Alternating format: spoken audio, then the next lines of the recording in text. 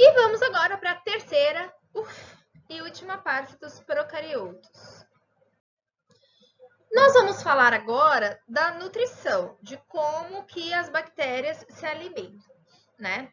Na verdade, é uma revisão, porque a gente já falou disso também, mas eu sei que vocês são esquecidinhos, então nós vamos revisar. Então, vamos lá. Respira fundo e presta atenção no que eu vou dizer.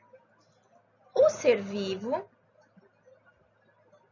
precisa de alimento, ok? Mas todo ser vivo precisa de alimento? Sim, todo ser vivo precisa de alimento. E alimento é matéria orgânica. Ana, o que é matéria orgânica? Matéria rica em átomos de carbono. Então, tem vários átomos de carbono na molécula. Por que o ser vivo precisa de alimento? Ele precisa de alimento para ter energia.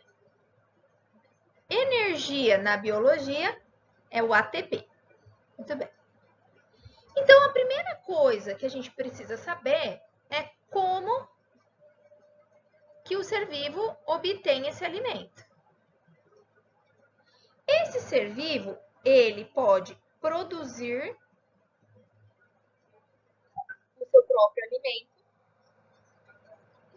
ou ele pode pegar diretamente do meio ambiente. Se ele produz, ele é chamado de autótrofo. Se ele pega do meio, ele é chamado de heterótrofo.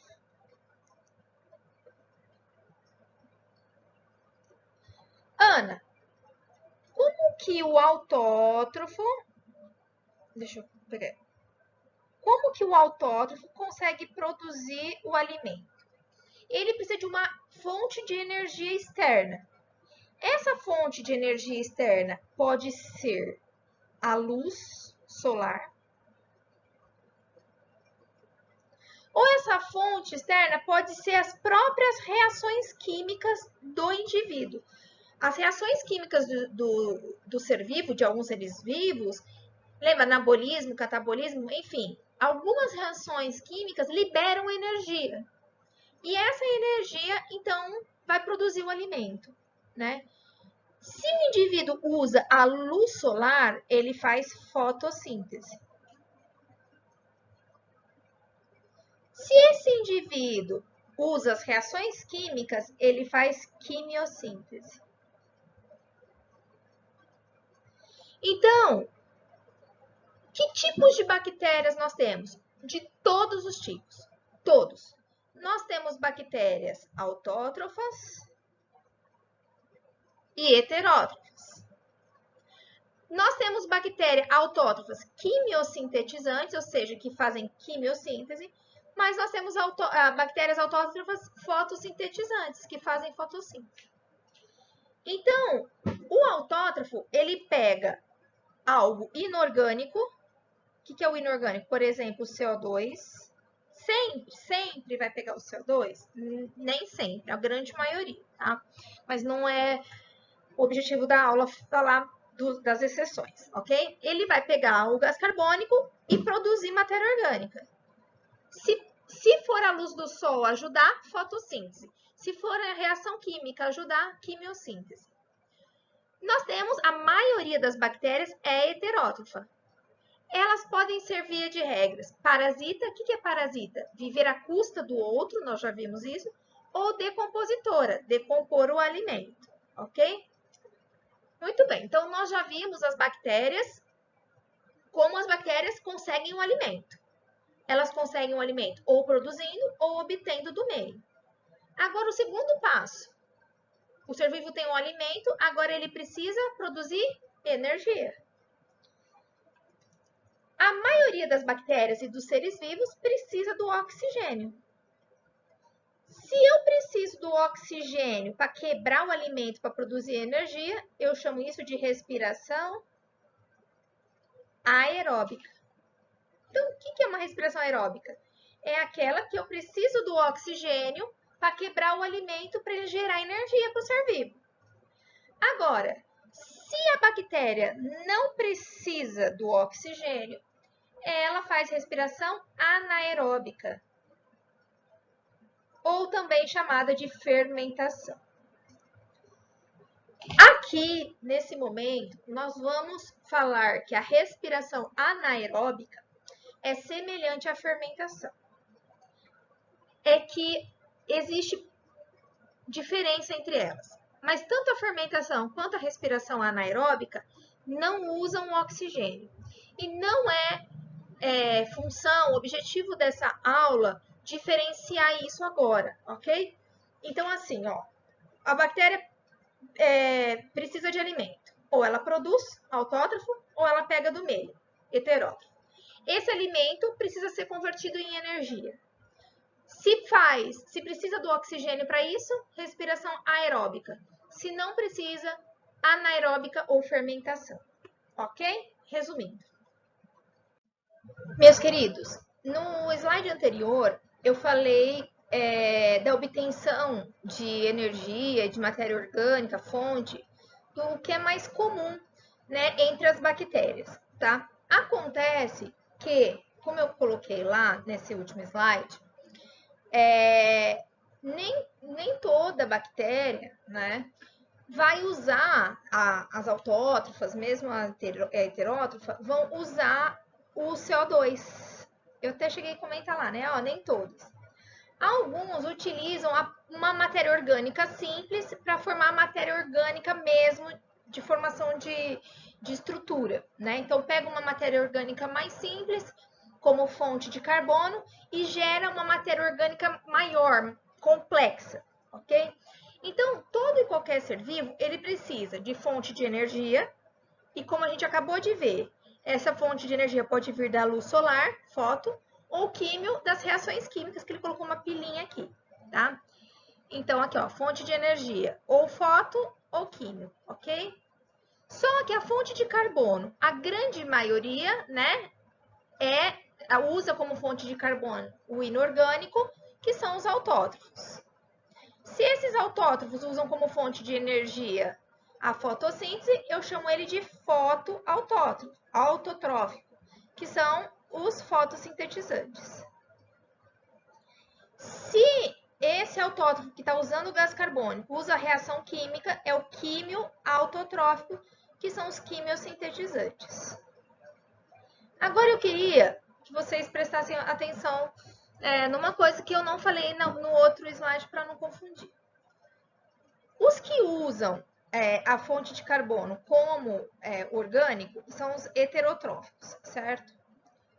Só que, se a gente usa, nós, animais, usamos nossas reações químicas para quebrar esses compostos. Então, nós somos considerados quimio-heterotróficos, que são os heterótrofos que a gente estava acostumado a falar.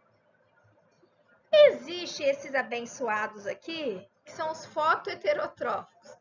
Nossa, Ana, mas existe um heterótrofo que usa a luz solar? Existe. Esse fotoheterotrófico é presente somente em algumas bactérias e elas pegam um composto orgânico, uma matéria orgânica muito simples e por meio da luz do sol converte num composto orgânico complexo. Não é comum a gente encontrar isso, mas, gente, olha o resuminho aqui do lado, né? Ó, bactéria, bactéria, bactéria e a maioria das bactérias. E nós estamos aqui. Então, observem como é diversificado o grupo dessas bactérias, né? Tem bactéria para todo o gosto.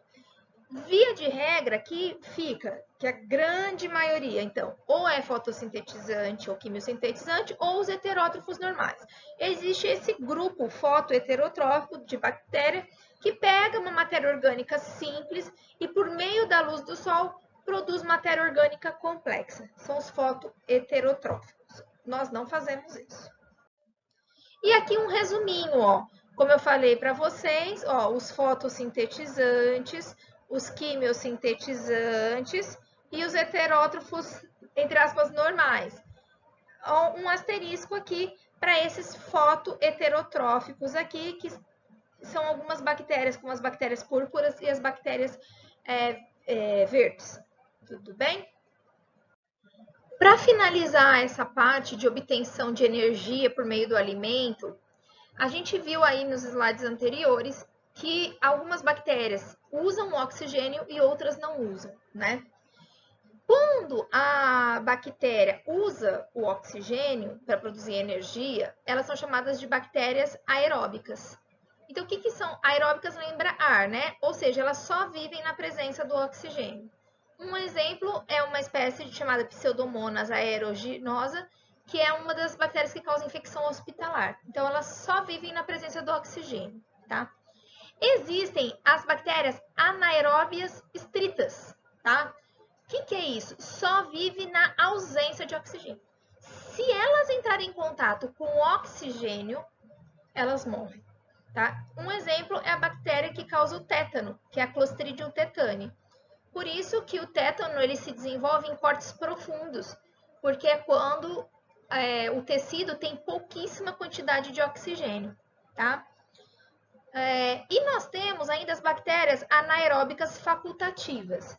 O que é isso? Elas conseguem viver na presença do oxigênio, mas elas não usam o oxigênio. Um exemplo é a Escherichia coli, que é uma bactéria que está na nossa microbiota, na nossa flora intestinal, tá? Então, existem várias outras classificações em relação à reação com oxigênio.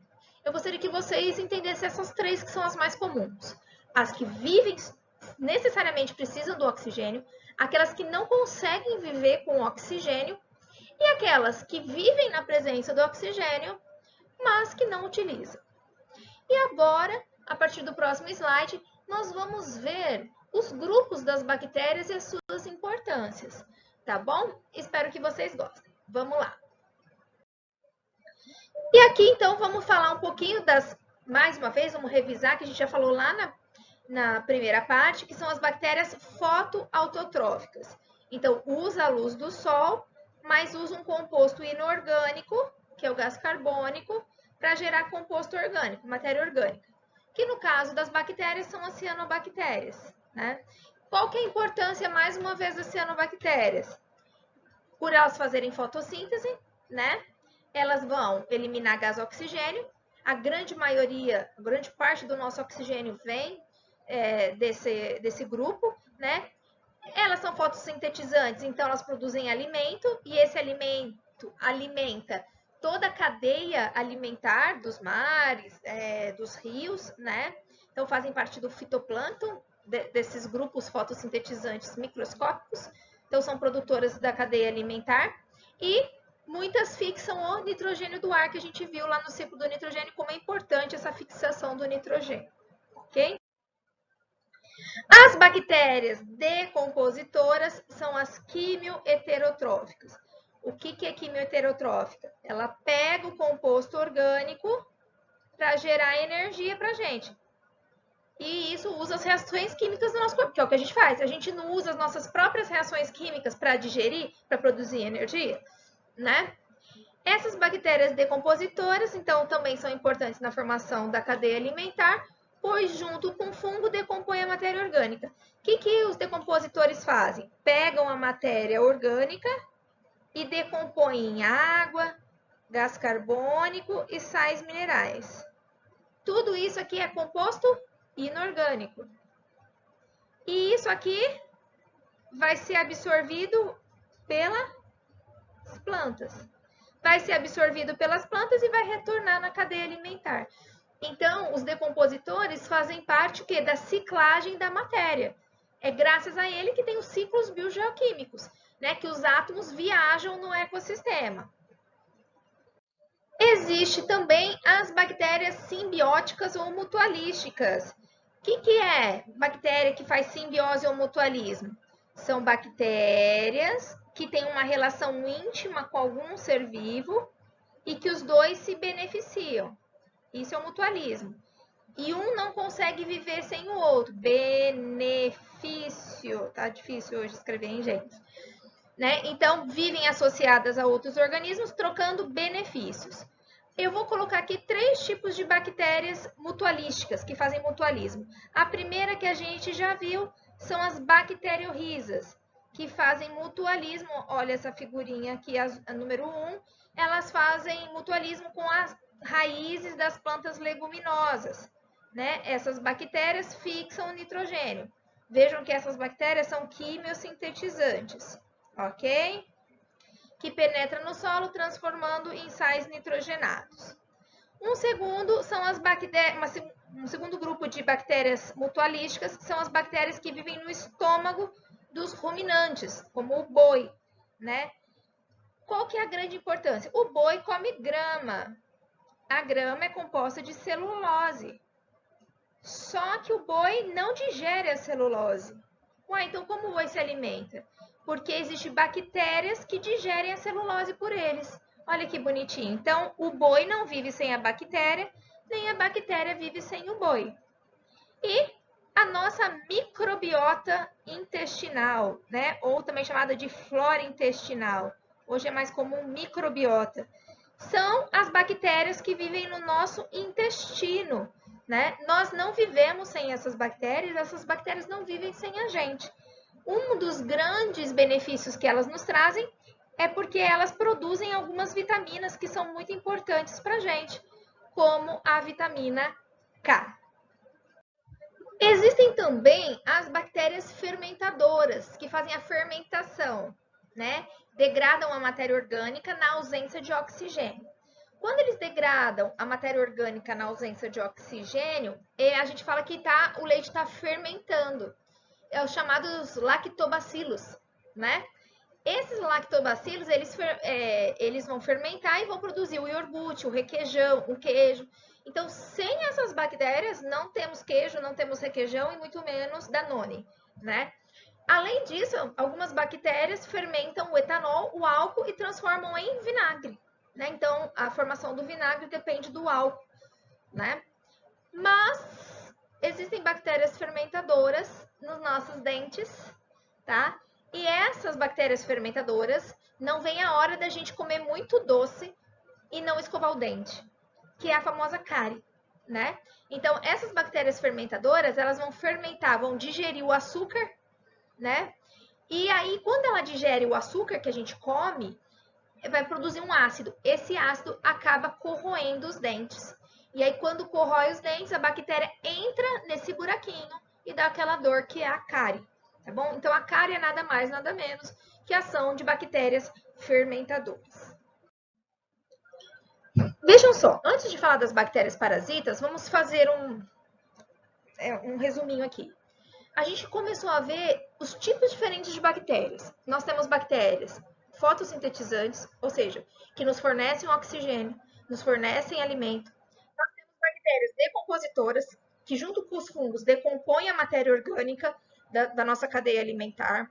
Nós temos bactérias mutualísticas, né? Ou seja, sem as bactérias do nosso intestino, a gente não sobreviveria, por exemplo. Nós temos as bactérias fermentadoras, que nos dão muitos alimentos gostosos, mas nós temos as bactérias que nos causam doenças, ou seja, as bactérias parasitas, que vivem às nossas custas. Essas bactérias, como eu acabei de dizer, causam doenças, como tétano, coqueluche, tuberculose, cólera, leptospirose. E essas bactérias que causam doenças são chamadas de patogênicas. Eu não vou falar aqui porque a próxima semana vai ser apenas de doenças causadas por vírus, as viroses e as bacterianas. Mas é importante lembrar que as bactérias que causam doenças são a minoria, ok? A grande maioria são úteis para o ser humano.